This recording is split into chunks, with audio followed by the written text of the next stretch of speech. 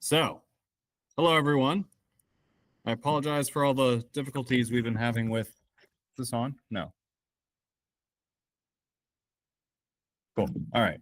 So I apologize for all the difficulties we've been having with the Terraform stuff, but let's try to set that aside for now. This one will also have a hands-on component, but I haven't gotten it working yet. So I'll describe how it should work, and then we'll see if we can get it to actually work. Now the GitHub Actions one, that one I did have working.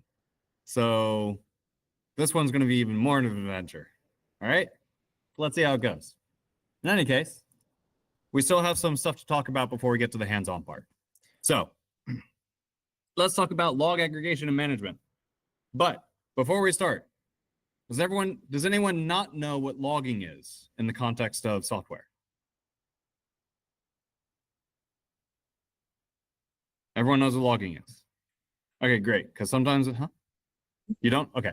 So logging, you may have heard, like, if you've watched sci-fi, especially like Star Trek or something, you'll hear the captain being like, oh, captain's log, so-and-so and so. A log, in this context, is a written record describing a series of events that happened, okay? So in the context of software applications, it's the software application just writing out, this happened at this time, that happened at that time, that happened at that time. Often, logs include information like a timestamp, so you know when the event occurred. Usually what we call a log level, so that's kind of a severity level. Usually it's like debug, information, warning, error. Sometimes they'll add more stuff. They'll add like trace, or they'll add critical, but it's just different kind of levels of severity. And that's for filtering purposes, because you probably don't need to see the debug logs all the time, but you probably always want to see error logs, right? This kind of thing. And then they'll usually include some kind of message describing what was the event that occurred, or what did it feel the need to write down into the log for some human to see later. Okay? So that is what a log is. The most common types of log you'll see are access logs. Let's actually pull that up real quick. Apache access log.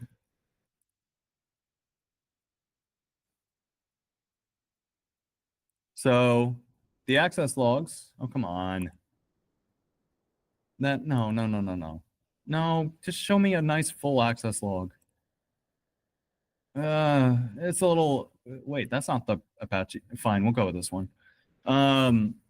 So this is an example of an Apache access log. And it starts with the client that made the request to the web server, followed by some formatting stuff, followed by a timestamp, then the request that was made, so the HTTP verb, followed by the URL path, followed by the HTTP protocol, because there's different versions of HTTP. And then they'll include the response status, so 200 for success, then the size of either the request or the response. I think it's the size of the response. I'm not exactly sure. Then some more formatting stuff, and then the user agent of the user's browser.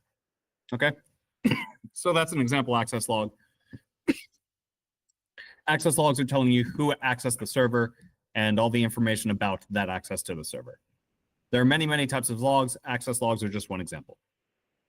So far, so good? Cool. All right, so on to log aggregation and management. So also, call out to Dennis. Thank you, Dennis, because I ran out of time trying to prepare everything, and all I had was just like titles for all the slides. And Dennis was like, let me make this a proper presentation. And he did. And this is going to be much easier. So thank you, Dennis. Excellent job. Yeah. I think I mentioned the other day, like every time I look at Dennis's slides, I'm like, these are way better than slides I make. Holy shit. And I made a joke about hiring him to make my presentations. I wonder if there's a way I can do that. I'm going to look into it. But yeah. So why did my thing go away? Okay. Great. So, right. So we're going to go over the importance of logging. We're going to go over log aggregation and why you do it. we're going to go over structured logging, which is a good idea if everyone on your team is on board. And in the event that there's not structured logging, we'll talk about regular expressions, which are a thing that most people hate, but I'm a weirdo and I love them. I'm going to tell you about regular expression crosswords, and it's going to be horrifying, but I'm going to be smiling the whole time. Then we're going to talk about how do you analyze logs, and then automation you can do around logs. Sound good? All right, let's do this. Try to make it exciting. You know the deal, except, nah, it's been too long. There was very early on in my career, I became like a logging expert to the point where one of these log aggregation companies tried to hire me as a salesman. So I almost want to say I'm an expert in this stuff, but that was like 10 years ago. So, well, more than that. You don't even know how old I am. Moving on. Damn it, there was an access log right here. And this is actually the more standard access. Wait, no, this is not an access log.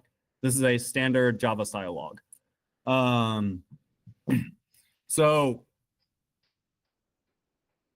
if you need to know what the hell is going on in production, right? Or maybe what's going on in your Azure resource group, right? Logs are very helpful, right? That tell you what events have occurred. If they were a normal event, if they were an error event, or if they're a warning that maybe you should just be aware of, that tell you when it happened, and they give you just some information about what happened. In this case, you can see at the beginning there's a timestamp, then it's followed by the logging level. In this case, they're all info. In cases where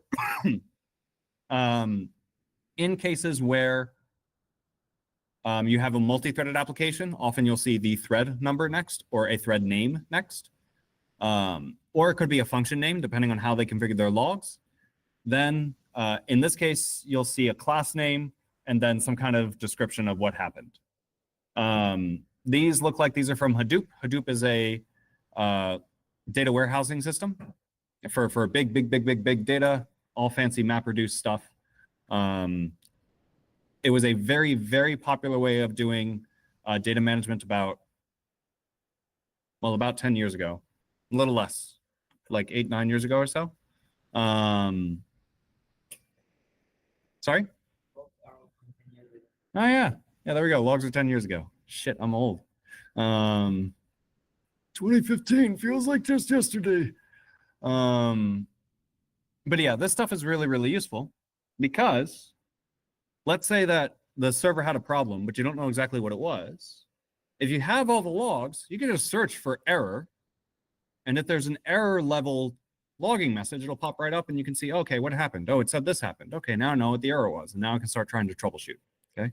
So logging gives you visibility into what your software is doing so that when things are broken, you know how to fix them. Or if you want to optimize things, you can look at the difference between timestamps and see how long each operation took. Okay, so very, very useful, even including when you're doing development. So, also they're very important for security auditing.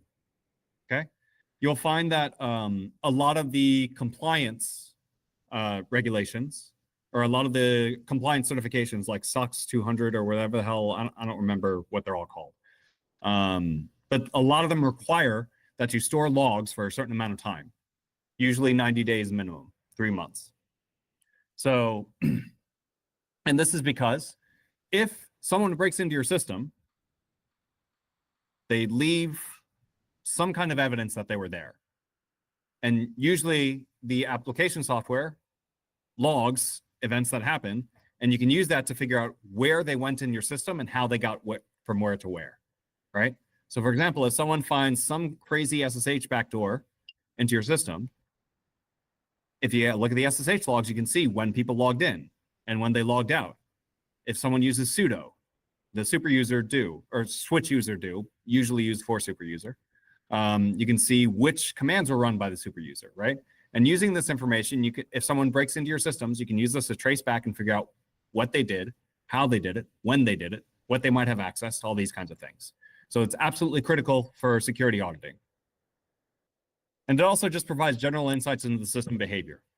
This is especially useful if you're working on legacy applications, which chances are that's what you're doing. It's unless you're in a startup or, well, actually, yeah, there's a lot of startups in Korea, I guess. But startups, you'll be building all new stuff usually. But most companies, stuff already exists and you're just trying to fix it or add to it. And logging can actually be useful to help you understand how the system is behaving. And depending on how badly the system is built, going through the logs might be easier than going through the code. Doesn't always happen, fortunately. Fortunately, code is a little bit easier to understand than it was in days past, but it's still an alternative if you need it. Does that all make sense? Cool. So these AI images, man, this is, I would not want to be there though, because I'd be afraid of one of those like signs falling on me. Also, what's an inxusment log voluge? AI is wonderful. Great image though. But anyway, the problem with logging is software goes a lot faster than we do, right? So it generates a lot more events than we're capable of reading in a reasonable amount of time. So if you have all these logs, how the hell do you read them? You're not going to read every single line, right? And that's also why, like, you know, as software engineers, we have some idea of what is and is not important when we look at text on the screen, right? So when we see a screen full of text, we're like, okay, whatever. And we just start looking through it. But someone who's not experienced in software, they see like this stuff and their brain shuts off, right? Because they're trying to read each individual line and understand each individual character. And we know, yeah, you don't waste your time with that shit, right? But normal people, oh God, what's wrong with us? Normal people, this just confuses the shit out of them, right? But even then, when you have this giant thing, even though you pretty much know, okay, this is all the same. Okay, this appears to be a class. I can skip all this shit. Let me just read these parts, right? Even so, if you have 2,000 lines of this, it's still a bit overwhelming, right? It's a bit difficult to read. If you don't know Hadoop, you don't know what soft limit this is, you don't know what the buffer start is, or the buffer void is, or the key value start. You don't know what any of this stuff means unless you understand the system already, right? And so when you're trying to work on a system that you're not very, very familiar with, this can be very overwhelming. Additionally, inconsistent formats. You know, I thought that was an access format, and then it wasn't. And then the access format we found was a little bit different. Like, all this kind of stuff happens. And so sometimes you don't know, wait, is that a status code, or is that a thread ID, or is that like a entity ID? It's not always clear. And then storing these logs gets expensive. Text is big. So if you want to store all of your logs forever, you're going to go bankrupt in 3 years, right? It's going to be, I mean, not 3 years. That's an exaggeration. But storing all of your logs can get really expensive. So then you have to figure out, how do we keep our logs? And then how do we decide how to keep our logs, okay? Most commonly, you have some retention period. As I mentioned earlier, 90 days is very common because it is in line with a lot of security compliance standards. But some systems, like access logs, you do not want to keep 90 days of access logs usually, because that's every single request coming into your web server. If you're running 10 transactions per second, good luck, right? So you have to analyze, what is the rate of my logs? What is the size of a standard log line, right? All these kinds of things to figure out how much is it going to cost and what's the risk of letting it be deleted versus the cost of keeping it.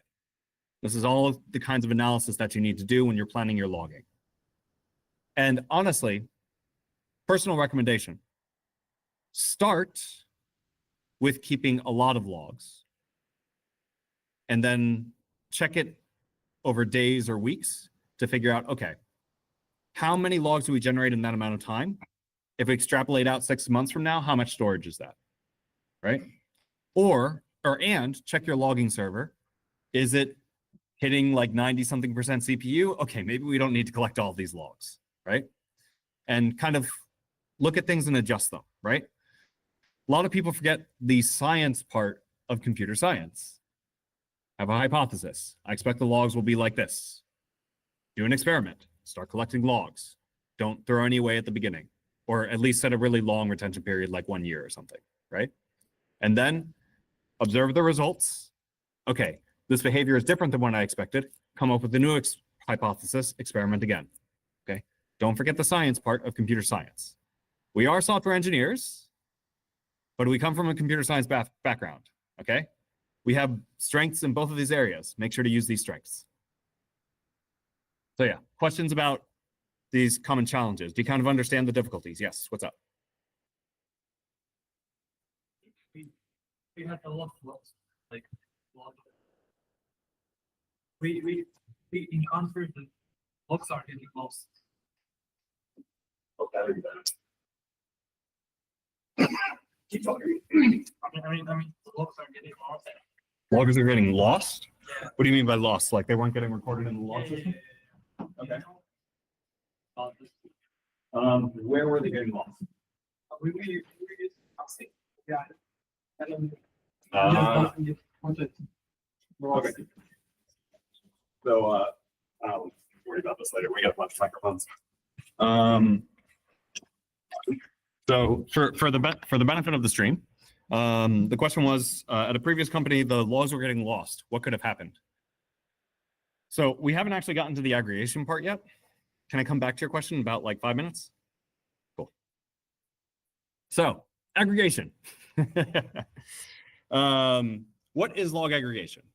Well, who remembers the 12-factor app presentation? Okay, we got like I saw 3, maybe 4 hands. So what is the proper way for an application to write its logs? Where should it write the logs to? Screen, okay. Indirectly, yes, but how does that information get to the screen? What buffer does it write to?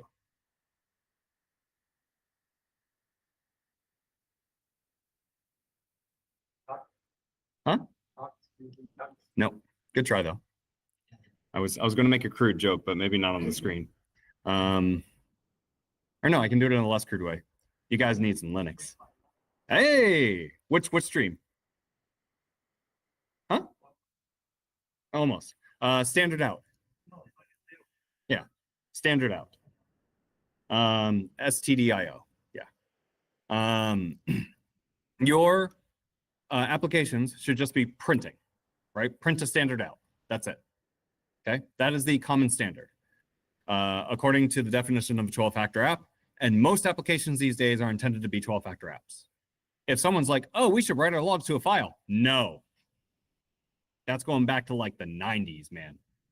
We don't do, well, actually even the 2000s. But anyway, we don't do that anymore, okay?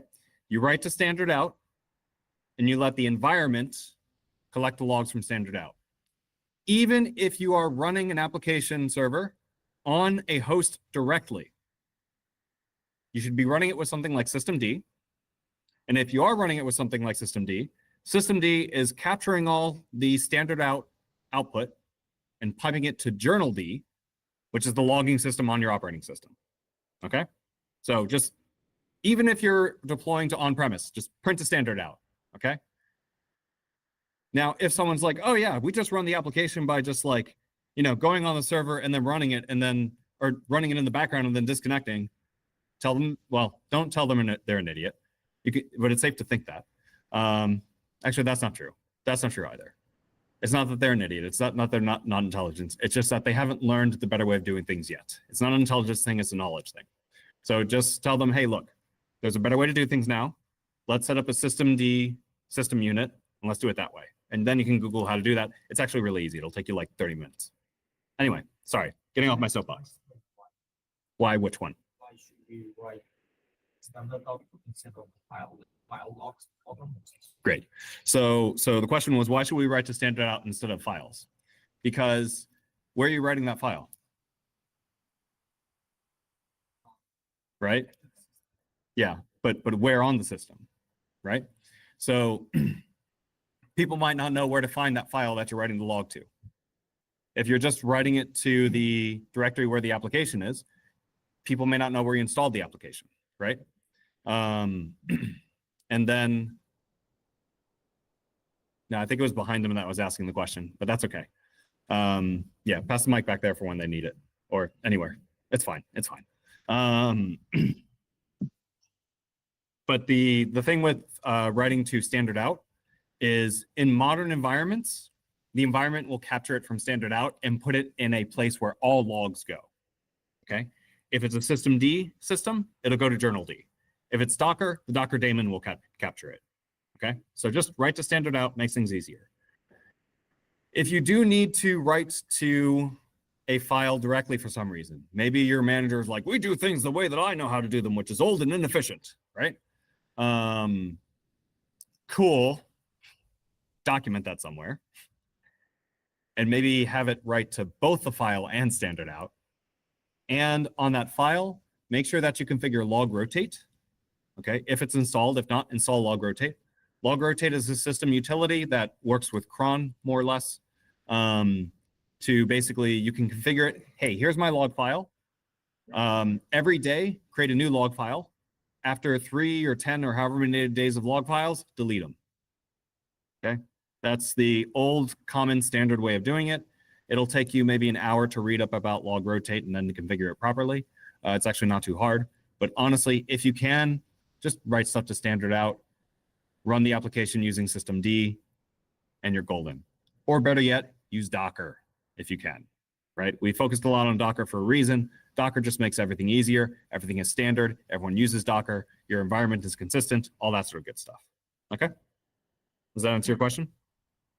Great. Sorry, it was a little long. It went on a tangent for a bit, but I hope I gave people helpful context. Any other questions before we continue talking about aggregation?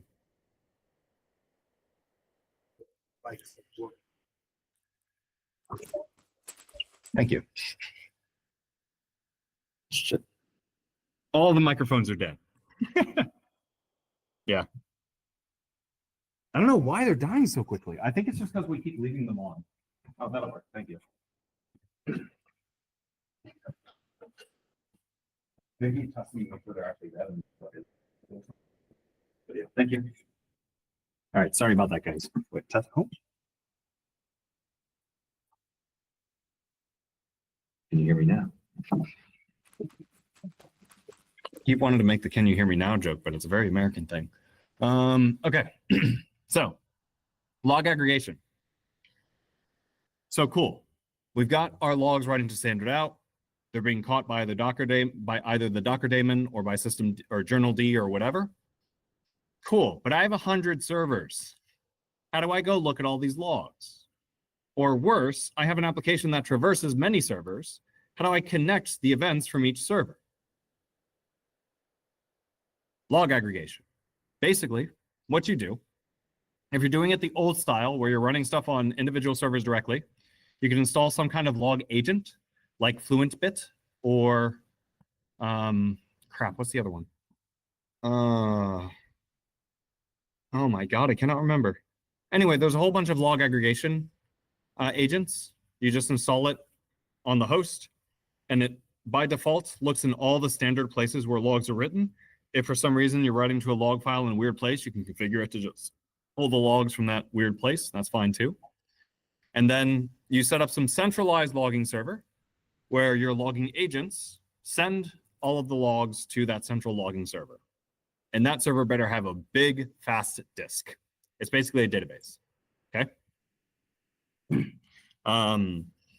Now, you can do this without any special software. Most Linux systems have rsyslog installed, and you can do that, but let's not talk about that because that's a whole class in and of itself. And hopefully we're not doing things like that anymore. Just install FluentBit or whatever, and you're good. So,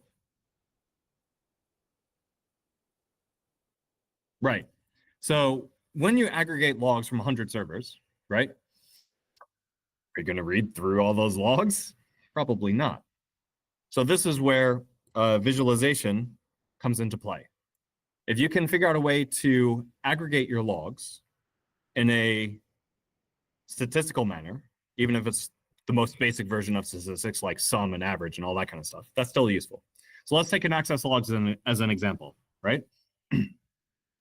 What do we have in the access logs? We had a timestamp, we had an HTTP verb, we had a URL path, we had a status code, right?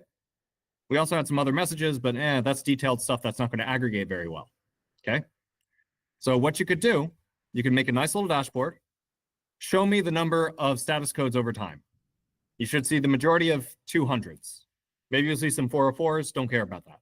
Maybe you see some 500s. Ooh, that's a problem. We should look into those. And then you can filter for them, right? This is where the aggregation becomes important. And this is where logging structure becomes important. But basically, you're so good, Dennis. Damn, I love it. So your server has a bunch of different logs, right? Your app is writing logs to somewhere, ideally standard out. And then you have some kind of centralized logging system that receives those logs. You can use the Elastic Stack, Elastic Logstash, and Kibana, or you can use Loki with Grafana, which is also open source, or you can use Splunk if you have a boatload of money. But Splunk is really nice. I mentioned earlier that fancy logging stuff I did, that was all Splunk stuff. If I'd done that life, I'd probably have a lot more money now, but that's fine. And then there's also cloud-based systems. So if you're doing like cloud-managed containery stuff, like the Azure thing we're trying to set up, it should, I haven't checked, but if it's like most cloud systems, it should automatically just grab the output of standard out and then store them in the cloud services logging system. And then you can just aggregate and search through them there, okay? So the big thing is that you can see all of your logs across all services, and this is particularly useful when you have different services that talk to each other to fulfill a task. You can also, these logging systems are designed where you can query across large sets of data, okay? They try to parse the logs and try to pull out certain bits and index all sorts of stuff to make it really fast and easy to search. And the big thing is the correlation of events across systems. If you have a system architecture where it has to travel through multiple services before coming back to the client, I strongly recommend that as soon as some kind of event enters your system, like a web request or something, generate a transaction ID. Just some random number or hash or whatever, just something random and unique, and just pass that through to each layer of the system, and then have it come back up to. Because what happens is you can group your logs by that transaction ID, and then you can see the steps that that single request took going through your stack, right? And so if it went a weird route, you can see like, okay, the transaction went from here to here, then from here to here, and then it went from here to there. That's, okay, that's where the problem is. It should not have gone that direction, okay? So try to add a transaction ID if you have a much more complex system. Oddly enough, it's been a very long time since I've learned that, and it's a very simple and very useful and effective concept. I still don't see it that often. So if you do that alone, that puts you way above a lot of other folks in terms of building maintainable applications. So at the beginning of your system, generate a transaction ID and make sure that ID is passed along the chain and back up, and make sure that transaction ID is included in the logs. And then you can basically trace application or trace, oh, you know what? I know why it kind of died, because of APM systems, application performance monitoring stuff. Dennis is going to talk about that later. So that's why it's a little less popular. But if you don't want to pay the outrageous amount of money for those systems, because they are very expensive usually, you can just generate this transaction ID like I talked about. Does that all make sense? Great. Are we on time? Okay, we got 20 minutes left. Now, you know, we talked about all the different logging formats, right? Every single application has their own custom format, and it's dumb. It's stupid, terrible stuff. If you can, format your logs as JSON. Yeah, it makes the logs a little bit bigger, but this is way, way easier. Most logging systems can just automatically parse it. You don't have to do any fancy configuration, and it's just done. You do, okay, here's my timestamp key, here's my logging level key, here's the message, here's the service it was a part of, maybe here's the transaction ID, done. The logging system will automatically pick that stuff out, automatically index it. You don't have to do any special configuration. Life is good, and you can go home early. All right, that's the goal. Okay, this is ideal. However, if you do not have that, for example, maybe you didn't build the system, or maybe whoever your manager is refuses to let you use structured logging. if you have a log like this, how do you pull that data out? Would you like to hear about our Lord and Savior, regular expressions? I love me some regular expressions. Oh, Dennis. Okay, no. Okay, never mind. This regular expression does not match this log. Okay, I thought it was intended to match this log, and I was be like, oh no. So regular expressions are a matching language. They're meant to match text, but they do not match nested text. Do not try to parse XML with regular expressions. If you want a fun laugh, search for that on Google. There's a Stack Overflow thread about it. They got very creative with the answers, but in actual practice, don't do it, okay? Regular expressions, there's a whole bunch of like semantics and linguistics theory about why it's called a regular expression. I'm not gonna explain that, but basically it's a way to match text, okay? That's it. But it's very useful when you have logs like this. So you could, you know, we're gonna play a game here. It's gonna be great. Where is it? Oh, bro, where's my damn notepad? Oh, okay. So if I were to write a regular expression for this, I'm just gonna flex for a second, but it will be educational, I promise. Okay. So we have this, right? So I would say, okay, it starts with a bracket. Let me make this bigger. So if I were to write a regular expression for this log, it starts with a bracket, right? Now, a bracket has a special meaning in regex, so we have to escape it with a backslash. Then dot basically means anything, okay? Plus means one or more of the previous thing. So one or more of anything, okay? And then question mark for lazy means match the minimal amount possible. And then we say to a literal backslash, or to a literal square bracket, okay? So what this says is match everything between two square brackets and stop at the first square bracket you see. The laziness makes it stop at the first square bracket you see, okay?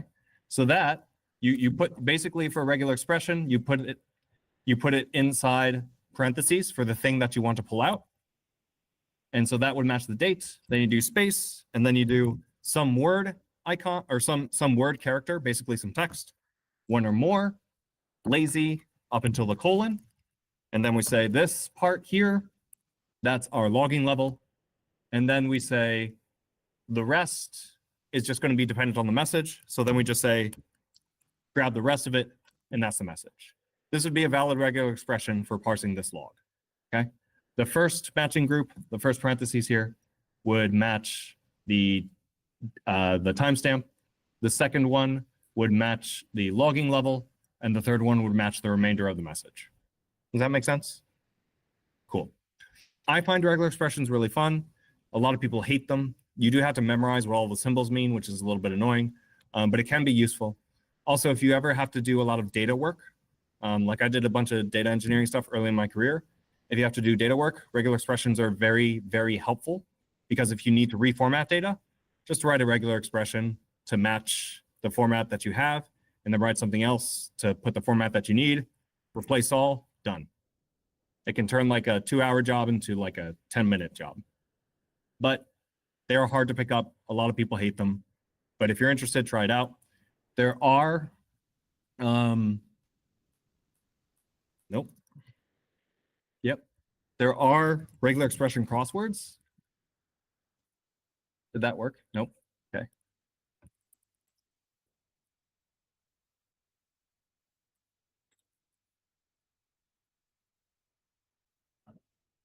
Come on. Oh, whoa, this is new. They upgraded. Wow, okay. So, I don't know, Hamlet, why not? Just give me, why is this? Yeah, fine.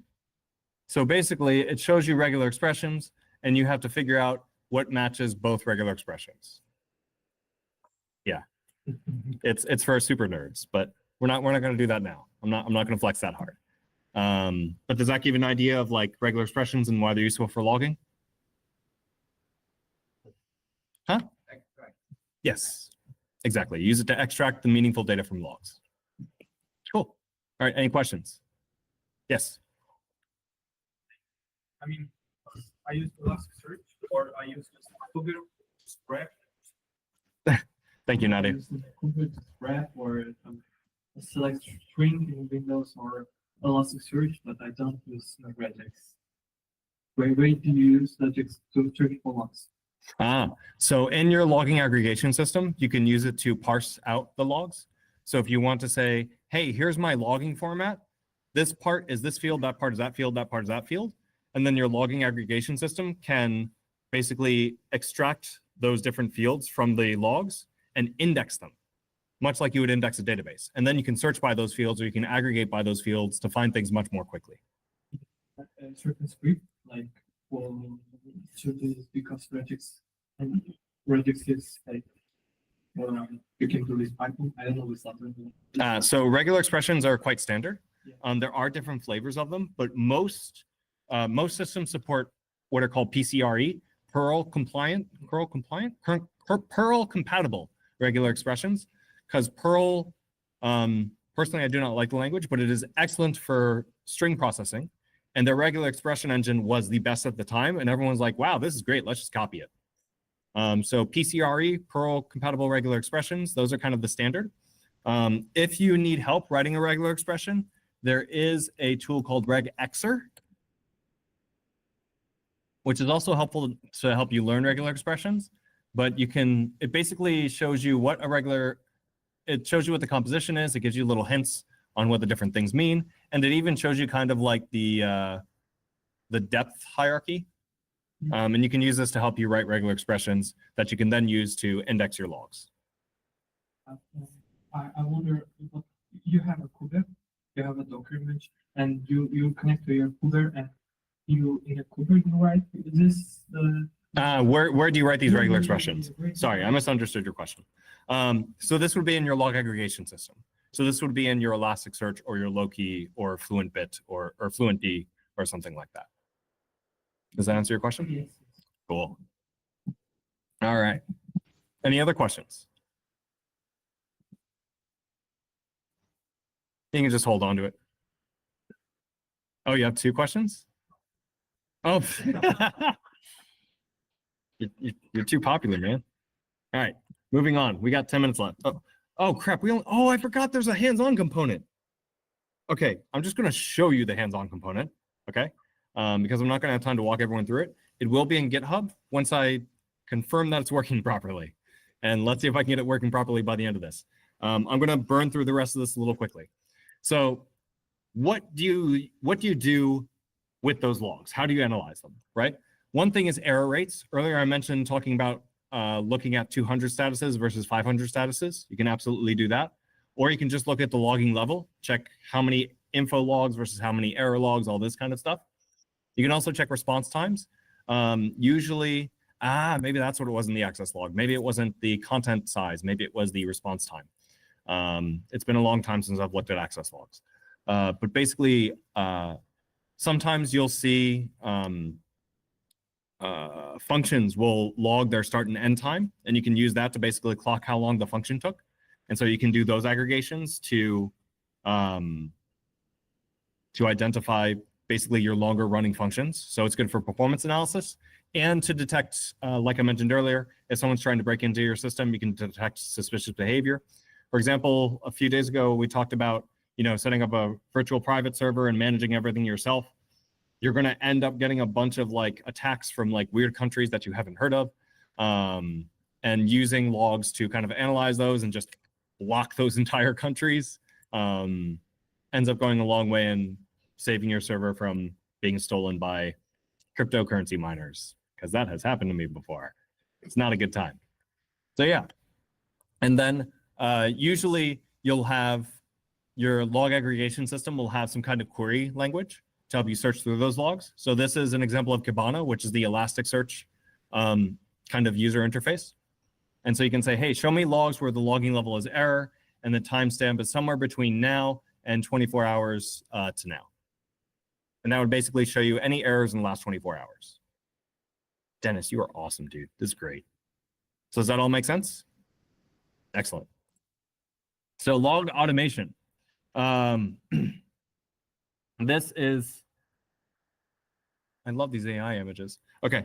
The nice part is this log analysis that we're doing to try to figure out when there's issues and all that kind of stuff, like the logic is pretty consistent and it's pretty mechanical. So when you hear that there's consistent mechanical logic, what should we do with that logic? Yes, we should automate it, okay? So basically, once you figure out what errors look like, rather than having to check it every day, just write an alert to run that search every day. And then if it goes beyond some threshold, send you a Slack message or something, right? It's a very common use case. Or if you want to be super crazy, you can get PagerDuty, which is kind of an ops toolkit. And you can just send a message to PagerDuty being like, hey, here's the error, call whoever's on call. You can configure who's on call. And then you get a phone call from a robot at 3 in the morning, say, hey, you got to fix the database, Beej. Yeah, life is great. But the big thing is that can reduce how long things are broken. And chances are, if you have really nice logging to capture this stuff, you can also track how long things are broken for. And if you can show, hey, when we started tracking all this stuff, things were broken for this amount of time.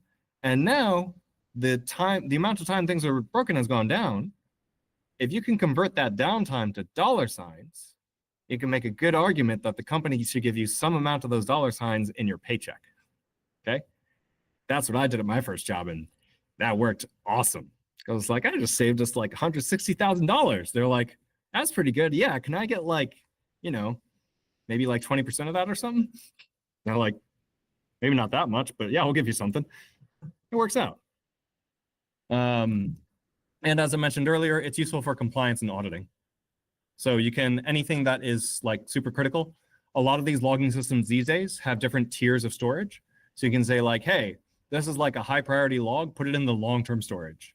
These are lower priority logs, we can just expire them after 90 days or whatever. Does that all make sense? Cool. Right. So as I mentioned earlier, you have log rotation, right? Now, I mentioned in the context of being able to throw away logs, but you can also use it for storage efficiency. Many of the logging systems have like a hot, warm, and cold storage, and these involve levels of compression. So logs in your hot storage are not compressed at all. You can search them very quickly. Logs in your warm storage, they're slightly compressed, they take longer to search. Logs in your cold storage, they're very tightly compressed, and if you want to search them, it's going to be a bit slow, but they take up minimal space. So it's very common that in these logging systems, you'll have kind of a log lifecycle management system where, you know, for 7 days, they stay in hot storage.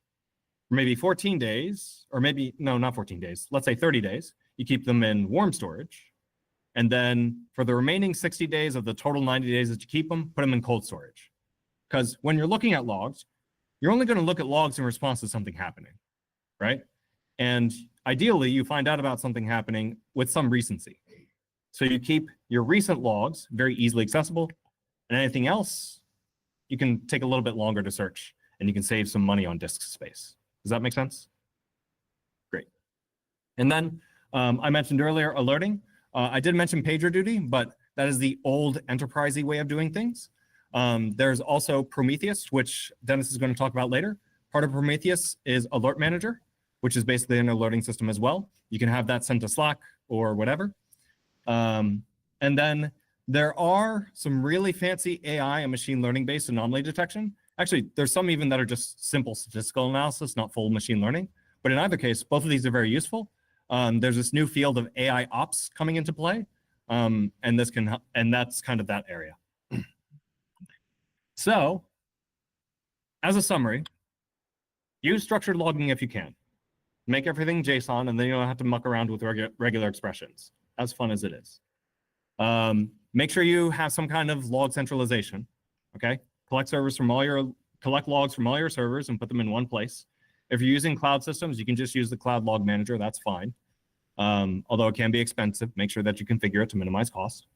On that note, set up retention policies to manage your cost. Okay, but make sure you are in compliance with whatever security needs are necessary. You can use regex if for some reason you cannot alter the log format, and automate all the things, especially alerting. because, you know, you're not going to remember to go check the logs every day. So just have the computer remind you. Sound good? Awesome. So, yeah, this is basically what we just said. Yeah. So any questions?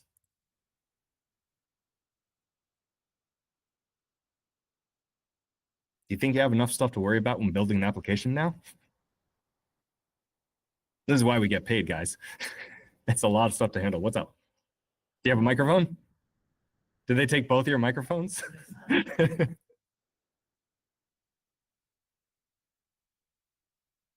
We go back to the first question with that. Sometimes like Oh, the logs disappearing. I'm Yeah. so sorry, I forgot. So why might your logs disappear? There's a few reasons. It is possible to configure your log aggregation system to only sample logs, but that's something you have to explicitly set up. Another thing that's possible is maybe the agent that was living on that server responsible for sending the logs, maybe the agent died. Or maybe someone configured the agent incorrectly. Well, actually, question. Were the logs in the system previously and now they were gone, or they never showed up in the system? No, sometimes they're gone. So when the high load of the server, but we have like millions in a day. Okay. Millions. Yeah. So in that case, usually the logging systems are clustered because there's so many logs coming in and you want to distribute it among multiple servers for lots and lots of compute. If your cluster is overloaded, what can happen is sometimes individual nodes of the cluster may drop out of the cluster. And then when you search, the logs on that node are no longer available because that node is not participating in the cluster. Now later, that node might recover and rejoin the cluster. But if you search for data that's on that node while that node dropped out of the cluster, you're not going to see the logs on there. So when that kind of stuff happens, A, you should be monitoring your logging cluster. And B, add more compute, distribute the load more. Or better yet, maybe audit your logs. Maybe you're logging too much. So that's a thing. One company I was at, they logged way too much, and they actually had a big IT-wide initiative to like reduce the logging. Actually, it was in response to what I had done because their logging system had been broken for like a couple of years, and then it was actually causing trouble on the servers. So they're like, Beej, can you fix it? I'm like, what are logs? And then I went and studied all this stuff. And then I fixed it, and they're like, oh my God, there are so many logs. What have we done? And then they basically went through and cut down all the logs to only the important stuff. And then things got really nice. So it is worth doing that, especially because it reduced your costs a lot, because you're paying for that logging cluster, right? And if you do want to keep all your logs, which you probably do want to do for compliance reasons anyway, they're going to want to buy more servers to support all that and not have nodes drop out of the cluster. You want to expand your compute, but then you're paying more money. You don't want to do that. So maybe it would be more cost effective to just have the engineers spend a couple days to go through and just remove unnecessary logs from the application. I mean, like not have the application generate those logs. Maybe like APM systems can help with some problems. Yeah. Yeah, you could use APM systems. You have to figure out like the easy argument would be like, okay, how much more would we need to spend in terms of dollars to have enough nodes in the logging cluster to support all the logs versus how much would an APM system cost? That should be pretty easy math. And yeah, APM might be the way to go then. Yeah. Can you guys pass the mic down to him? Down. There you go.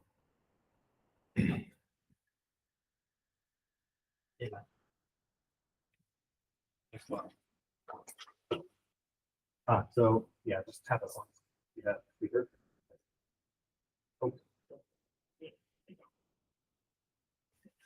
Yeah, you actually kind of already answered my question because like I'm working in an ML field, and for me, like saving as much logs as possible like is a good thing. But I wanted to ask you, what is the trade-off between storing too much and storing just enough? Is it like more the length, how long you store, or the specific data types, like for example, don't store the debugging and store only the information and high levels? Yeah, so there's a bunch of ways you can manage that. You could decide, okay, maybe we don't need debug logs, or really you should never have debug logs on unless you're trying to fix something actively. And at some point, maybe you don't even need the info logs. Maybe you only need warning and error. But it depends, again, on what you use your logs to do. If you use your logs to do performance analysis, maybe you still need information. It depends. And then you can also, like I said, you can go through and audit what logs your applications are producing. Maybe you can remove a lot of those logs. Or maybe you can use a more efficient logging system. Honestly, Elasticsearch is pretty bloated. It's all Java. It takes up a ton of memory. So you might be able to use a lighter weight log centralization system that can maybe handle more throughput. I imagine sometime soon, someone's got to build a log management system in Rust, because like that's a perfect use case for Rust. But yeah, check the logging level, check to see if there are unnecessary logs being produced. Maybe you can also, on your centralized logging server, you can customize your indexes. So you can say these logs go to this index, those logs go to that index, and you can configure those indexes with different throughputs. So you can say, hey, this index gets like the fast storage, this index gets the slower storage. So that can help. And then there's also things like, fine tuning your CPU versus your memory. Maybe if your logs are really bursty, maybe you can increase your memory and leave your CPU a little bit lower so that they can absorb the burst and just keep processing normally. But there's a whole bunch of different ways you can fine tune it. I honestly, to do the best thing, I would need to like look at your log profiles and figure out like what to do. But there's a lot of really good blogs and documentation on this kind of stuff. If you do take the time to like really dive into efficient log storage, like there's plenty of information out there. So I'm sorry I don't have a direct answer, but does that help? All right, any other questions? All right, we're a little bit over time. I'm just gonna show something real quick, and I don't have it 100% working, but I have it kind of working. I'm just gonna demonstrate real quick. If you were to set up logging on your own system, and I'm gonna have this hopefully tonight, I'm gonna have this in that backend repository so that you guys can experiment with the logging yourself. So a popular open source logging project is called Loki. And where is it? So it's done by the company Grafana. Grafana originally built the tool Grafana, which is a data visualization system, mostly for operations, for dashboards, not for like scientific reports, like data science, more for operational live auto-refreshing dashboards, okay? So, and Dennis is gonna have a much better demonstration than what I'm doing, because what I'm doing is like something I threw together. He actually spent a good amount of time and built something really nice. You're gonna see it during his monitoring presentation. But I'll show you kind of a preview of things for now. So Loki is a tool that Grafana built for log aggregation. It's basically an alternative to Elasticsearch. Elasticsearch is still very, very, very good. It's been around for a long time and has a lot of really nice features. It's just really heavy. If your company can afford the compute for it, great. Or if your company has a boatload of money, go for Splunk. Splunk is like super easy, super powerful, super fast, stupid expensive, but really nice. But basically, you can say, okay, here is where I'm going to store my log data. Here's my configurations for Loki. And then I want to be able to access Loki on port 3100. And then Promtail is short for, I believe it's short for Prometheus tail. It's a way to kind of live tail logs, basically tail being kind of watch the end of it. So you can basically watch the logs as they're being printed. This actually integrates with Loki. So we have some configuration for that. And then we have the Grafana front end to actually look at things. Okay. And then there is a little bit of configuration. I'm not going to dive too deep into that here. But I have this configured, hopefully, I didn't actually get to test it yet, but to grab all of the logs from my Docker containers running on my system right now. So I should be able to grab all the logs from all of my Docker containers into Loki. This is also how it works in Kubernetes. And then the same thing with Prometheus. And I've hooked up Prometheus to Loki. So now, theoretically, What? What? Why are you pulling? You pulled earlier. There's no way that all three of these were updated in the last like hour and a half. Okay, yeah, maybe there was a tiny update. Come on, guys.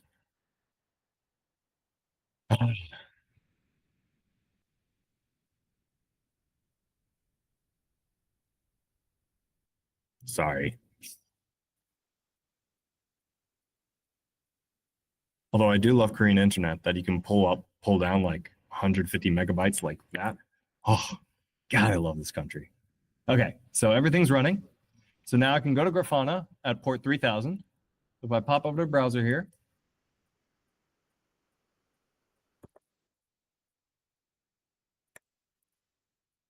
not 8000, 3000, thank you. Okay, so here's Grafana. The default credentials are admin. It's going to force me to change my password. I'm just going to set it to admin again. I don't care because this is just a local development thing. You can set the default password. I just was being too lazy to do that. And so this is what Grafana looks like. Again, Dennis is going to show you this, and his is going to be way nicer than mine. But you can explore, and then you can hook it up to, no, sorry. You can add a new connection. Now, you can also configure this in your Docker Compose settings. Again, I was just doing this in a hurry. So I can you see Grafana can hook up to a whole bunch of stuff, and I can hook it up to Loki. And basically, wait a second. Yeah, I can add this new data source. It's going to connect to http://Loki running on port 3100, because that's how I configured my Docker container. Everything else, the defaults are all the same. Save and test. Success. Good. Moving forward. Now, I can go ahead and search for Loki. Oh God, I hope I get some data. I hope I get some data. I'm sorry, guys. I don't have any data. I wasn't able to get it working before this thing. But in any case, you should be able to like run a query, and then you would see all the logs down here. And then you could also write regular expressions and this kind of stuff to parse out the logs, or ideally, if it's JSON, you could just say it's JSON, parse them. And then you could basically search through them, do all sorts of cool graphs and stuff. Now, actually, it's kind of nice because that way Dennis can get all the glory of showing his awesome graphs. He showed me them earlier, and I was like, I want those on my tools. Actually, we had a guy just do similar stuff in my department a couple weeks ago. So, but yeah, I'll have a demo of this in the repository later tonight for you guys to look at. So do please play with it. It's pretty fun. But yeah, that's it. So I'm sorry I didn't have anything to really show here. I ran out of time. Any questions?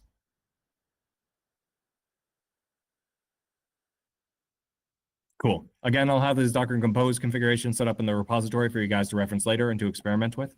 All this stuff is open source. It's all documented very well. So you can always like experiment with it and play with it. I see that some of you, even with the Terraform and Azure stuff, even with the backend stuff, you've been experimenting already. So I'm sure you'll have a great time with this too. But thank you guys. Sorry, we're a little bit over time, but Dennis is going to show you. Dennis, you're next, right? Yeah, Dennis is going to show you some really cool stuff. I'm sorry for stealing the time, but he'll, it's totally, you're going to love his stuff. All right, see you guys.